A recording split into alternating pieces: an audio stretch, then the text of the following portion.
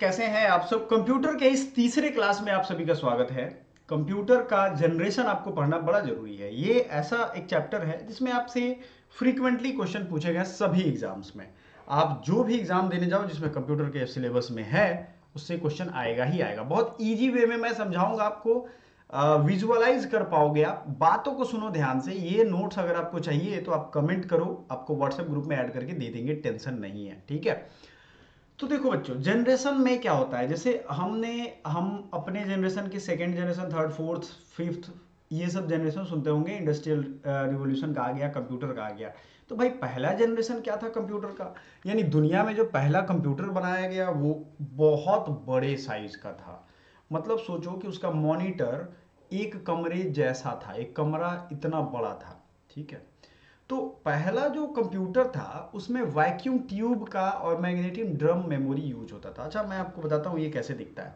आपने पुरानी टीवियाँ देखी होंगी, टीवी में बड़ा सा स्क्रीन होता था और उसके पीछे एक नली लगी होती है। जब उस टीवी को खोलोगे तो देखोगे पीछे से नली लगी होती थी और उसके आखिरी में रंगीन पिक्चर आपको दिखेगा, तो वो उधर भी रंगीन दिखता था। वही है वैक्यूम ट्यूब, ठीक है। वो सारा जाकर के रिफ्लेक्ट होता था स्क्रीन पे। अब इसमें क्या होता था, मैग्नेटिक ड्रम में बोरी लगा होता, तो मतलब खटाक से लगाओ, खट खट खट खट निकालना पड़ता था। बहुत पहले की टेक्नोलॉजी थी ये कंप्यूटर आज इतना छोटा छोटा आपके हाथ में मोबाइल है ना, ये भी एक कंप्यूटर का पार्ट है। तो ये सारा कब आया, क्यों? क्योंकि चिप जब बनने लगे ना, ये सारा प्रोसेसर जो काम करता है वो सब चीजें छोटी छोटी चिप में होने लगी, तब उसे कहते हैं। कैरेक्टरिस्टिक क्या होगा, big size, expensive, limited edition, बहुत बड़ा बड़ा होता था। मतलब दुनिया का पहला जो कंप्यूटर बना था वो दो चार जगह ही था, ऐसा तो है नहीं कि सबने बना लिया। तो पहला उसका नाम भी था, देखो, electronic numerical integrator and calculator. कहते हैं ना कैलकुलेटर भी कंप्यूटर का एक पार्ट होता है। तो सबसे पहले जो बना था इनियाक उसका नाम था। तो आपको ऊपर दिख रहा हो तो मैं थोड़ा साइड हो जाता हूँ। फर्स्ट जनरेशन में इनियक है, एडसैक है और यूनिवैक है। आपसे सीधे पूछा जाता है कि इनवैक या यूनिवैक कौन से जनरेशन का है। बहुत बड़ा होगा, एक्सपेंसिव होगा। क्लियर दिमाग में रखिए कि अब ये छोटा होता चलेगा, ठीक है। अब ये क्या होगा, छोटा होता चलेगा। और आज आपको फिर से हम पुराना दो जो वीडियो है उसका रिवीजन भी करवाएंगे ताकि आपको सतत तरीके से याद होता चले, ठीक है। अभी शादियां थी तो उसमें मैं व्यस्त हो गया था, फिर हेल्थ रीजन है और ये सब चीजें हैं, सब कुछ ठीक रखना है, आपको ध्यान रखना है। पॉजिटिव एनर्जी के साथ भगवान ईश्वर अल्लाह से प्रार्थना करिए कि आपका तैयारी डेली एक सतत विकास के साथ हो, ठीक है, लगातार हो। So electronic numerical integrator and calculator इसका इनियाक का है। दूसरा है EDSAC, electronic delay storage automatic calculator. कुल मिलाकर के बात यही समझ लो, एडसैक, इनियाक और यूनिवैक ये सब फर्स्ट जनरेशन में आते हैं। सेकेंड जनरेशन, अच्छा टाइमिंग क्या है, टाइमिंग आपसे नहीं पूछेगा लेकिन याद कर लो 1940 से 56। 1940 का ये दौर था, वर्ल्ड वार चल रहा था, सोचो। और दुनिया में कुछ जगह कंप्यूटर बनाया जा रहा था क्योंकि वार के दौरान ही सबसे ज़्यादा डिस्कवरी हुई। उसी वर्ल्ड वार में सबमरीन बना, बढ़िया बढ़िया जो तेज चलने वाले हथियार है वो बनाए गए क्योंकि ज़रूरत थी। तो आपने सुना होगा necessity is the mother of invention, है ना, जब जरूरत होगी तभी वो चीज़ आएगा। So use of transistor, magnetic core for memory. अब क्या होता है, आपने रेडियो को सुना होगा, लोग कहते हैं ट्रांजिस्टर है, वो एक टाइप है, ठीक है। तो अब छोटे छोटे वैक्यूम टैब इतने बड़े बड़े इस्तेमाल जो होते थे वो नहीं होने लगे, ट्रांजिस्टर उसकी जगह पे आने लगे। मैग्नेटिक कोर फॉर मेमोरी, और मैग्नेटिक जो ड्रम यूज होता था उसकी जगह पे उस छोटे छोटे कोर यूज होने लगे। कोर क्या होता है, एक पतली सी प्लेट टाइप होगी, ठीक है। Use of magnetic tape and disk, disk तो समझ रहे हो ना, सीधा समझ लो, डिस्क टाइप वो रहने लगा। तो भाई उतना बड़ा लगाओ, उससे बढ़िया डिस्क अब लगा दो, हो गया ना छोटा। प्रोग्रामिंग लैंग्वेज, अच्छा जो कंप्यूटर है उसके अपने अपने लैंग्वेज हैं हर एक एज के। जैसे आज की लैंग्वेज का एज हम लोग देखेंगे, लेकिन पहले सबसे पहले जो वन जनरेशन में था, फर्स्ट में मशीन लैंग्वेज आता था। दूसरा है प्रोग्रामिंग लैंग्वेज, फोर्ट्रान और कोबोल था। तो आप कंफ्यूज हो जाते हो, कोबोल का common business oriented language full form होता है और फोर्ट्रान का फुल फॉर्म होता है फॉर्मूला ट्रांसलेशन। आगे है, आपको टेंशन नहीं लेना है, मैं आपको दिखाऊंगा। अब सीधा समझो कि ये फोर्ट्रान और कोबोल ये मशीन लैंग्वेज में जब आने लगा सॉफ्टवेयर में, तो ये उससे तो अलग हो गया। उसमें मशीन लैंग्वेज यूज होता था और यहाँ अब पर्टिकुलरली बनने लगा कि इस कोड पे ही चलेगा। Small in size, storage capacity high and speed is fast. उसकी अपेक्षा स्टोरेज कैपेसिटी ज़्यादा था, उसकी अपेक्षा, ऐसा नहीं कि सबसे ज़्यादा था, और उससे छोटा था। अब इसमें IBM का दो वैरायटी आएगा, इंटरनेशनल बिजनेस मशीन 1620, 7094 और यूनिवैक 1108। यूनिवैक पहले भी था, यूनिवैक में रिसर्च होते गया तो ये भी बनने लगा।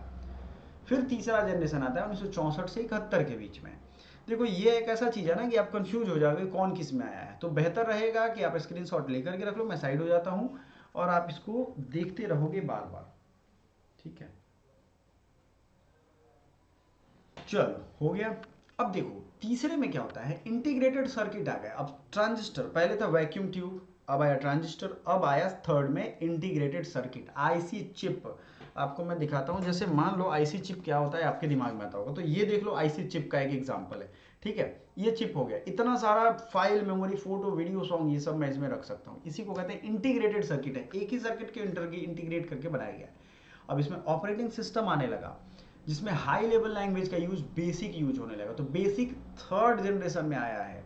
सेकेंड में फोर्ट्रान एंड कोबोल है, याद रहेगा।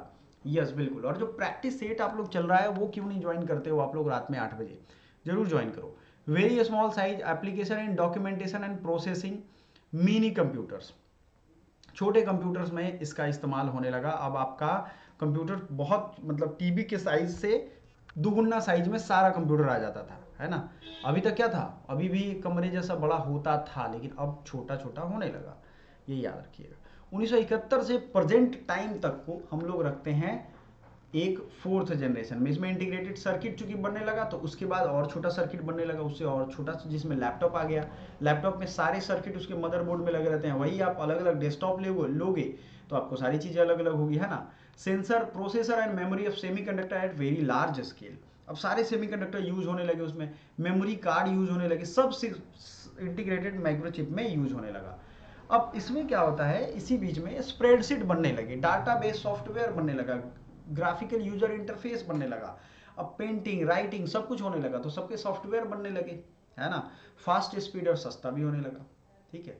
माइक्रो कंप्यूटर्स आने लगे इस टाइम में। हमने अभी तक देखा था तीसरे जनरेशन में मिनी कंप्यूटर्स आए थे, छोटे छोटे होने लगे, लेकिन माइक्रो कंप्यूटर्स का एक एग्जाम्पल आपका मोबाइल भी है, ठीक है।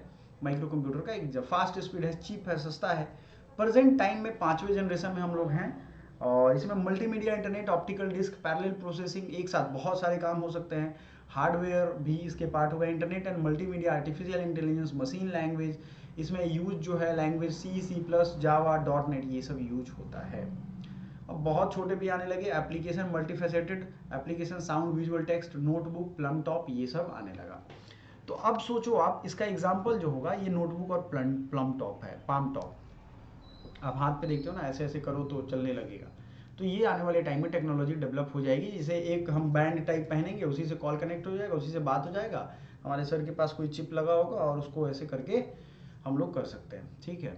और घर में मान लो कोई चीज़ खत्म हो गई तो ऑटोमेटिक ऑर्डर हो जाएगा, बैंक से पैसे कट जाएंगे। ये चीज़ें आने वाले टाइम में होंगी।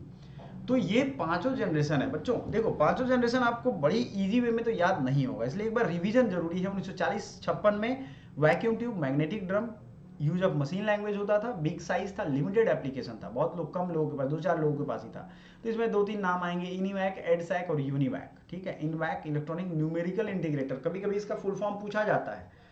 फिर 56 से 63 में आया ट्रांजिस्टर, मैग्नेटिक कोर, मैग्नेटी, use of magnetic tape and disk, programming language, Fortran and COBOL use होने लगा, small in size, storage capacity high and speed is fast, उसकी अपेक्षा फास्ट था।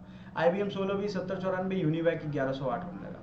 1964 से कहते use of integrated circuit, operating system आने लगा, high level language, basic use होने लगा। थर्ड में very small size mini computers के तरह आने लगे। 1971 से प्रेजेंट टाइम में use of integrated circuit, microprocessor and memory of semiconductor at very large scale, spreadsheet software, database software, graphical user interface, fast speed and chip, ठीक है, micro computers, ये सब एग्जाम्पल इसका था। प्रेजेंट एंड ऑनवर्ड्स में क्या होगा, मल्टीमीडिया आप देखोगे अभी के टाइम में तो बहुत ज़्यादा है, वीडियो, ऑडियो, यूट्यूब, फेसबुक, ये सब मल्टीमीडिया है। मल्टीमीडिया इसको कहते हैं, सारा चीज़ इसमें एक साथ जुड़ा हुआ है। पैरेलल प्रोसेसिंग हो सकता है जो हम अपने कंप्यूटर पे करते हैं। Internet and multimedia, artificial intelligence, ये सब सॉफ्टवेयर में आएंगे। ऑल टाइम हाई लैंग्वेज जो है C++, जावा, .NET, ये यहाँ पे यूज होता है। Very small, fast and cheap in application, multifaceted application भी होगा, जिसमें अगर एग्जाम्पल के तौर पे हम देखेंगे तो नोटबुक एंड पाम टॉप, ये इसका एग्जाम्पल हो जाएगा। चलो, मेमोरी यूनिट हमने आपको पिछली बार रिवाइज किया था। अभी आपसे पूछेंगे अगर 1024 GB बराबर क्या होता है, 1024 बराबर 1024 GB है तो क्या होगा। इनपुट यूनिट में क्या होगा, चलो अब आपको कंप्यूटर सॉफ्टवेयर के बारे में थोड़ा बताएंगे हम, और उसके बाद ये रिवीजन हमने करवाया था आपको, फिर से आज रिवीजन मतलब पढ़ाया था, रिवीजन आपको करवाएंगे। Computer software has been divided into two parts. अगले सीरीज में मतलब अगले में हम आपको क्वेश्चन लेकर के आने वाले हैं एमसीक्यू। सो तैयार रहिएगा, आपको एमसीक्यू क्वेश्चन मिल जाएगा। तो system software and application software, अब आपको एग्जांपल से समझाऊंगा मैं। देखो, system software is used for operation operating computer, जैसे Microsoft Windows, Mac, Ubuntu, Linux, Android in smartphone and tablet. तो ये सिस्टम को चलाने के लिए है। ये मोबाइल जो कंट्रोल होगा वो सारा, जैसे मोबाइल किस तरह ऑन होगा, कैसे फोटो कैमरा ऑन होगा, तो वो ऑटोमेटिक रहता है, वो इनबिल्ट होता है, उसको सिस्टम के साथ ही आता है, उसको सिस्टम सॉफ्टवेयर कहते हैं। लेकिन क्या एप्लीकेशन सॉफ्टवेयर भी होता है? नहीं, एप्लीकेशन जो होता है जैसे फेसबुक, ये एक पर्टिकुलर एप्लीकेशन का अपना काम है और उसको चलाने के लिए किया जाता है। क्या नाम है उसका? Application software. ठीक है। So application software is used by the user to perform a specific task. Clear है ये चीज? स्पेसिफिक टास्क को करने के लिए किया जाता है। अब आपको हम रिवीजन करवाएंगे जो पिछली दफा आपने छोड़ा होगा, तो आज फिर से याद होगा। एबीआई का फुल फॉर्म क्या है? बहुत फास्ट नहीं, बहुत स्लो भी नहीं, उतना ही जितने में आपको काम हो जाएगा। नहीं याद हो, रात में सोने से पहले एक बार देख करके सो, और सुबह सोने के बाद उठने के बाद देख लो। ABI application binary interface, ACE asynchronous communication element, ACIA यानी asynchronous communications interface adapter, ACAC application control service element, ACSE, ACU automatic calling unit, BAL business application language. ठीक है। BAS यानी born again shell, beginners all purpose symbolic in code, इसको कहेंगे basic. ठीक है, symbolic code. BBS मतलब bulletin board system, ये मैंने पढ़ाया हुआ है, तो थोड़ा बस आपको एक बार पढ़ के बता रहा हूँ, रिवीजन करवा रहा हूँ, क्योंकि अगर पूछेगा BASH का फुल फॉर्म क्या हुआ तो आपको लगेगा अरे यार बास मतलब तो मारना ठोकना होता है, तो बॉर्न अगेन सेल होगा। अगला है BCPL basic combined programming language, CADAIS क्या होगा? Computer aided design interactive system, computer aided design interactive system. CAE common application environment. ठीक है। CAISE computer aided integrated software engineering. CAIS मैंने आपको तरीका बताया था, CA जब भी होगा तो कंप्यूटर एडेड तो होगा। डिजाइन इंटरएक्टिव सिस्टम होगा CADIS, और CAISE computer aided integrated software engineering. CAQ computer aided quality assurance. CD का मतलब कंप्यूटर कॉम्पैक्ट डिस्क जो CD होती थी, और VCD का मतलब होता है video compact disk. DCI display control interface manufacturing. DCL digital command language. ठीक है। चलो, DCC diskette controller chip protocol, DCC है तो आपको याद रखना है डिस्केट, डिस्क को डिस्केट कहते हैं उनके अलग लैंग्वेज में। ठीक है। चिप प्रोटोकॉल होता है। DCE data circuit terminating equipment. DDI device driver interface. EGA यानी इनहैंस्ड ग्राफिक्स एडेप्टर। DAT यानी digital audio tape. ITV interactive television, ITV क्या होगा? Interactive television. DAT का मतलब डिजिटल ऑडियो टेप। EGA मतलब enhanced graphic adapter. DDI device driver interface. ये सब पहले वीडियो में मैंने पढ़ाया, बहुत पूछा जाता है, याद रखना आपको। FAQ यानी फ्रीक्वेंटली आस्क्ड क्वेश्चन, ये तो और भी जगह दिख जाएगा। और IUS मतलब interchange unit separator. FAT file allocation table. मेरे प्यारे बच्चों, अगर आप लोग तैयारी कर रहे हो और ये सब चीज़ जो सामने आपको दिख रहा है ये आपको याद नहीं है, तो आपको कंप्यूटर सीखना और कंप्यूटर के बारे में एग्जाम में क्वेश्चन करना, ये दोनों नहीं हो पाएगा। जैसे पूछा जाता है फॉर सेलेक्टिंग ऑल कौन सा बटन दबाओगे, तो आपको याद होगा Ctrl+A होता है।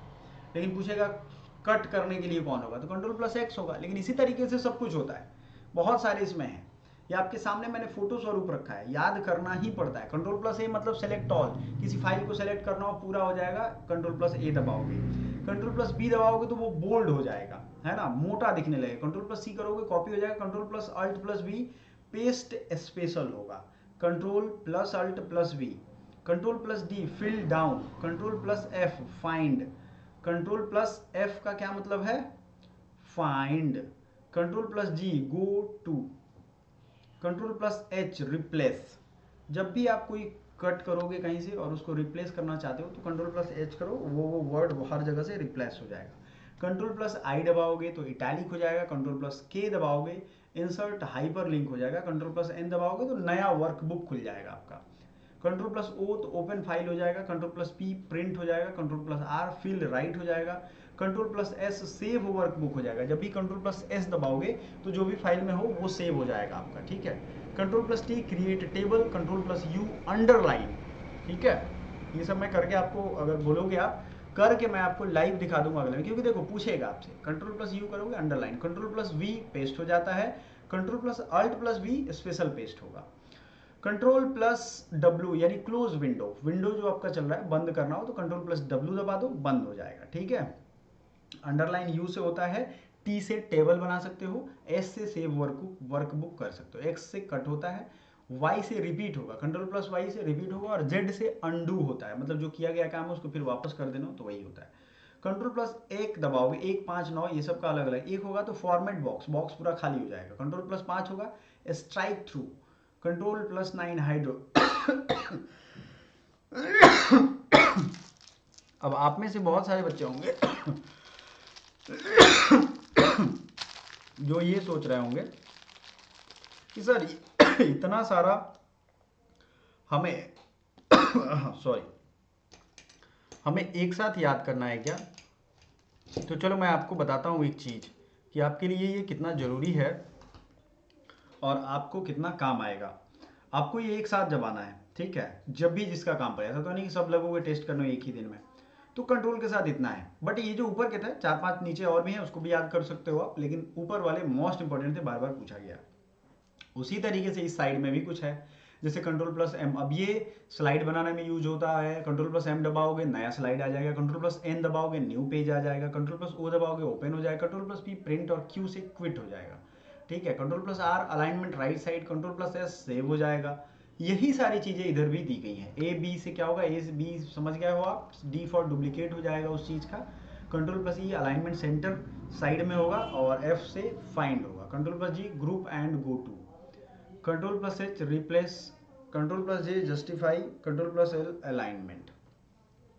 चलो अब आपको बता दें, हम कंप्यूटर के बेसिक्स में हमने अच्छा खासा चीज कवर कर लिया है।